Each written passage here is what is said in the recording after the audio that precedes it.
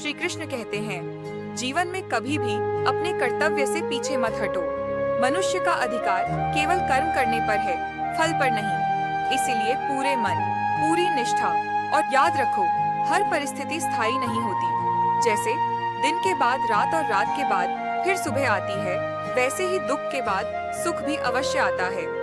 इसलिए कठिन समय में धैर्य मत खो। श्री कृष्ण कहते हैं, जो व्यक्ति स्वयं पर विश्वास करता है, उस पर ईश्वर भी विश्वास करता है। अपने मन को कमजोर मत होने दो। तुम्हारी सबसे बड़ी शक्ति तुम्हारा आत्मविश्वास है। क्रोध मनुष्य का सबसे बड़ा शत्रु है। क्रोध बुद्धि को नष्ट करता है और सही निर्णय लेने की क्षमता छीन लेता है। इसलिए अपने मन को शांत रखो और प्रेम का मार्ग अपनाओ। जीवन में किसी से ईर्ष्या मत करो। हर व्यक्ति की यात्रा अलग है।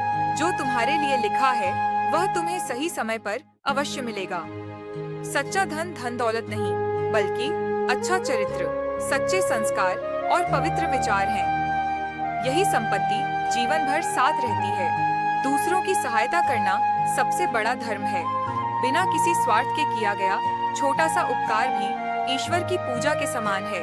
जो व्यक्ति सत्य का साथ देता है, अंत में विजय उसी की होती है। असत्य कुछ समय के लिए जीत सकता है, लेकिन हमेशा नहीं। अहंकार मनुष्य को भीतर से खोखला कर देता है। विनम्रता ही वह गुण है जो इंसान को महान बनाती है। यदि तुम चाहते हो कि तुम्हारा जीवन सुखी रहे, तो दूसरों को क्षमा करना सीखो। क्षमा करने वाला व्यक्ति सबसे अधिक शक्तिशाली होता है। चिंता करने से समस्याएं समाप्त नहीं होती। समाधान केवल शांत मन और सही प्रयास से मिलता है। समय सबसे बड़ा गुरु है। यह हर व्यक्ति को उसकी करने का फल अवश्य देता है। इसलिए हमेशा अच्छे कर्म करो। कभी भी किसी को उसके कठिन समय में अकेला मत छोड़ो। वही समय तुम्हारे चरित्र की सच्ची पहचान कराता है।